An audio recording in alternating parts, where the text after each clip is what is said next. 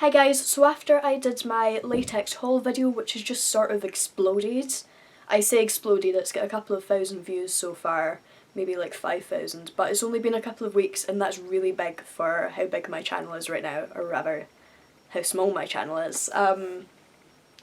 So like, it's kind of gotten a lot bigger, a lot faster than a lot of my other videos.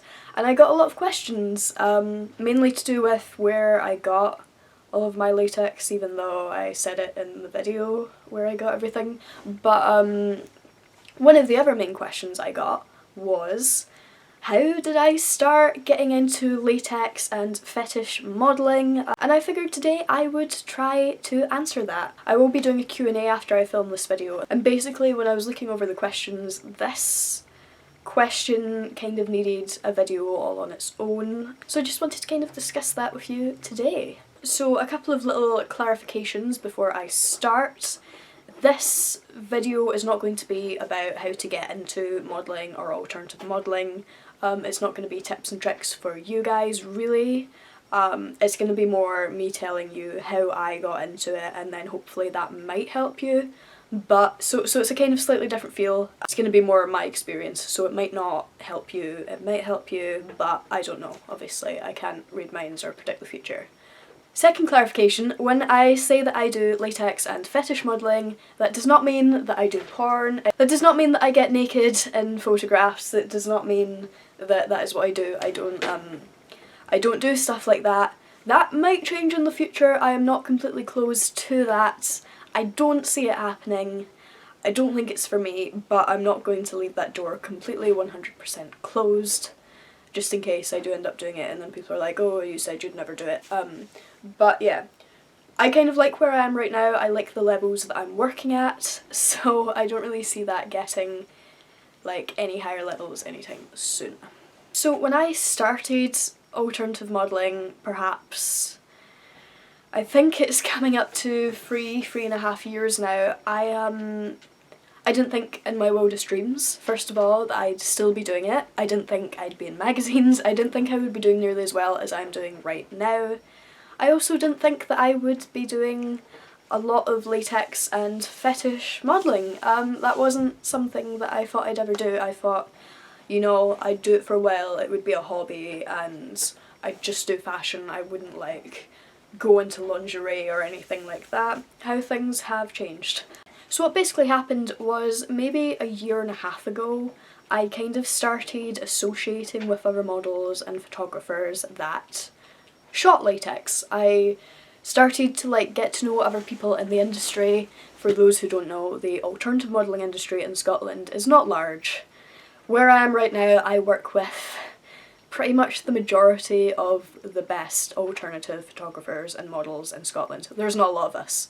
There's like, what, 5-6 million people in the country, 7 million maybe.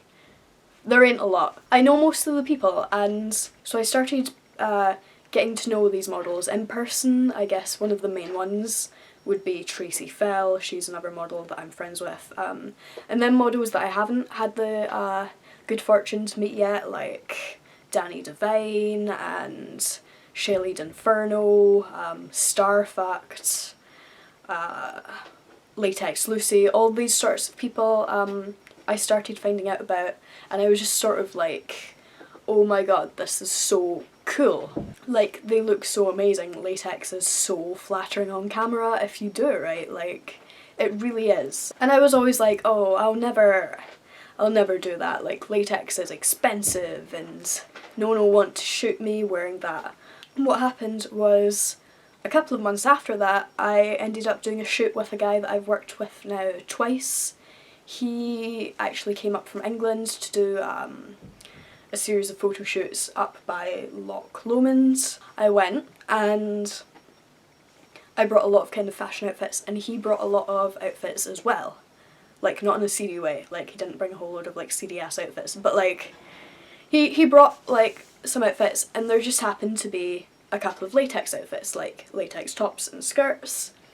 And as soon as I saw them, I was like, this is my chance, because I didn't own any, because if you're smart about it, you can get latex for cheap, but if you don't know what you're doing, latex is really expensive. So he had this outfit, and it was like red and cream with polka dots. In fact, that would have been actually coming up to 2 years ago. So yeah, that's actually, thinking about it, that's longer ago than I thought. That's just over a year and a half ago. Right. So I first got interested in latex modelling 2 years ago, and I did this shoot about a year and a half ago. There we go, there are the sorties. But no, it doesn't get me off. I just think it's really cool, and it's cool to wear, and it makes me look really sexy, and it's great in photographs. So I did that shoot, and I really liked how the pictures turned out, and I liked it, and from that moment I was like, I want to do more shoots like this. So I ended up meeting other models and stuff, and I ended up actually buying some latex and shooting in it. And that's kind of just descended, and now I've got a whole box full of latex that you've seen if you've seen my latex haul try-on video. If you haven't, it will be down below. So I've got all that stuff. I've actually started branching out into latex cosplay. I'm going to go to some events in the summer wearing like cosplay latex. I've got my Riddler outfit, I think that's what I'm going to wear.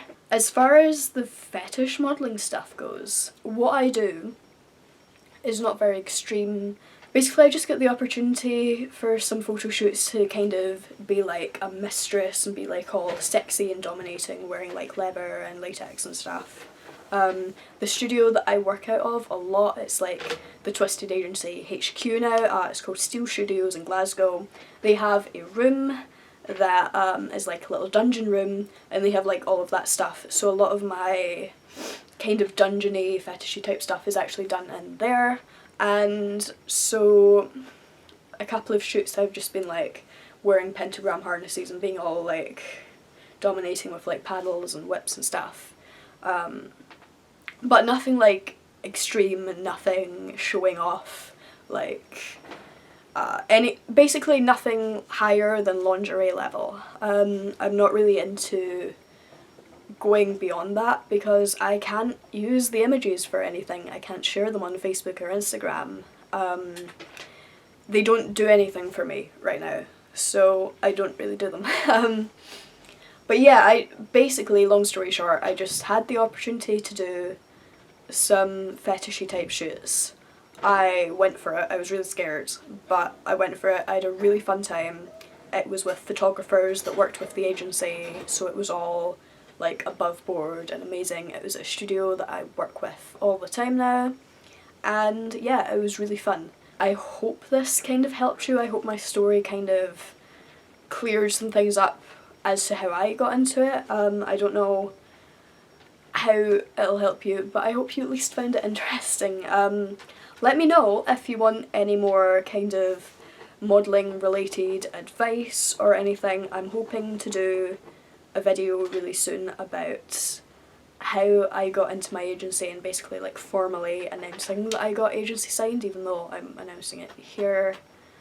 But yeah, so I'm gonna do that, and yeah.